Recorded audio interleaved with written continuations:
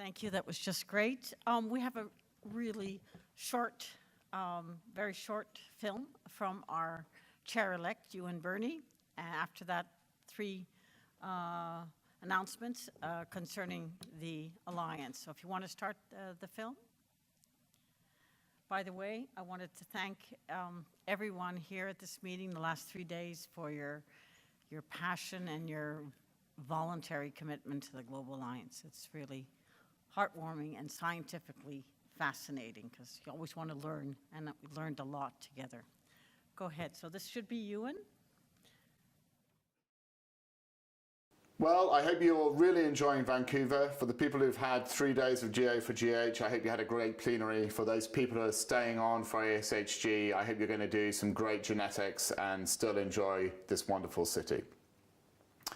My first job is really to thank Tom Hudson for being such a wonderful chair over the last couple of years for GA4GH. Tom has poured so much enthusiasm and energy into this organization, grown it, and developed it. He is a loss a little bit to academia. He's a gain for the pharma companies. And I hope we can see more of Tom in the future on the other side. Now, what I really want to talk, though, is about why I'm so excited about becoming the chair of the Global Alliance for Genomes and Health. Over the next decade, there is a huge opportunity in front of us. And that opportunity is due to the fact that healthcare is going to measure many, many, many molecular things on humans, on patients. Now, those include the genomes of us, transcriptomes, proteomes, all sorts of other features of us. And they're going to do that because of the importance of those measurements for healthcare. This is going to be something driven by the practical delivery of genomics into healthcare. As a researcher who participates in this, I'm really excited to see these things enter the healthcare arena. But it's also a massive opportunity, and that massive opportunity is all of this measurement and all of these different ways of looking at humans we can use as researchers. We can use this to study this wonderful model organism called humans that walk in to these pre-funded phenotyping centers called hospitals, where massive high-dimensional data sets, genomics, is applied to them. The opportunities of pulling together data sets in the tens of millions to hundreds of millions of people is really unprecedented. We are going to be the best studied organism on the planet because of healthcare around us. But to enable research to really take advantage of that, we need to have the ability as researchers to see and get into that data. Now, this is a challenge, and that's because healthcare data, quite rightly, has very, very different rules from research data. It's wrapped up in national legislation. It's rooted in the way societies organize themselves. And no country is going to let all of the genomes of its citizens travel around the world just to satisfy researchers. So we have to make a system that allows research appropriate, ethical access to these data sets that healthcare systems can imagine giving access to. To do this, we need all sorts of different standards. We need standards, technical standards. We need ethical standards. We need security standards. And we need clinical metadata standards. And eventually, those standards themselves have to sit in an ecosystem that's both relevant for research and, for example, relevant for healthcare on the other side. This is the challenge the Global Alliance has taken on. And this is the challenge which I'm really excited to try and deliver solutions for.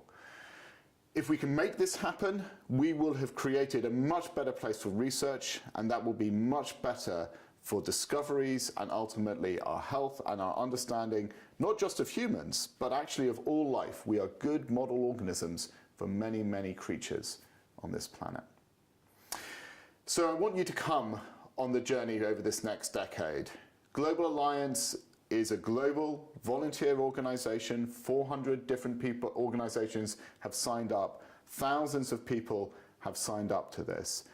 Many of you now have been funded to do aspects of this work by academic groups or commercial groups. This is wonderful, and seeing the creativity participating as part of the creativity of you all over the last couple of years has been brilliant. But we've also got to now really make stuff that works in practice, practically, in the middle of these big engines that drive research and healthcare. And so we've got to raise our game. We've got to do more in delivery. We've got to make these things a real practical set of standards that can be deployed. So I don't think that's easy. There's something nice about this. There's something intellectually fun. It's all curious and enjoyable. I love that. But we've also got a job to do over the next 10 years. And that job is best done by people like us, people who think about genomics deeply and properly, and people who understand the practical importance of how to deliver that. So I'd like you all to really think about this. I am going to be engaging with my vice chairs, with the steering committee, and with other people around this whole space over the next couple of months to put together a strategic plan that can work for the Global Alliance going forwards. And armed with that strategic plan, I am really going to charge those technical working groups to deliver on it. And I know you're volunteers, so I'll have to shame you if you don't do it. I'll have to bribe you with chocolate. I will have to do all sorts of things to try and make this happen. But I believe together we can do that. And at the end of the day, in 5-10 years' time, we will be able to look back and say, as a community, that we have really created something that is a benefit to the whole planet, because researchers can get access to these massive amounts of information on this one organism that represents both ourselves for human health, but also just represents life to be studied. So I'm excited. I hope you're excited. Next year, I will definitely be at the plenary and enjoy Vancouver. That was wonderful. Peter? So after that, I don't think I'm going to add anything, except legally speaking, I don't think chocolate is considered a bribe.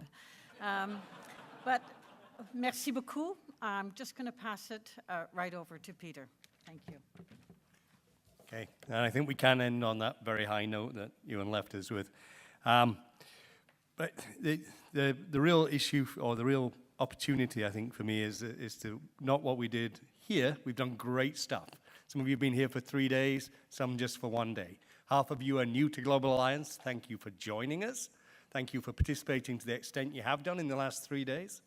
The other half of you are established contributors. You've been working with us for, I think in one case, 4 years, but everybody else 2 or 3 years of hard volunteer effort to make this, to get us to the place where we are today. And we measured, I think, at previous meetings, if we were resonating, if the energy was in the room, if the commitment was there, then at that final half hour of the day, or of the 3 days, we'd still have an audience. I think we've all been at conferences where by this time of this day, we'd have more empty seats than we did fill. And the room is still full, the energy is still there. I want to thank you on behalf of the Global Alliance for everything you've done. And as Ewan said, there's more to do in the future. So thank you.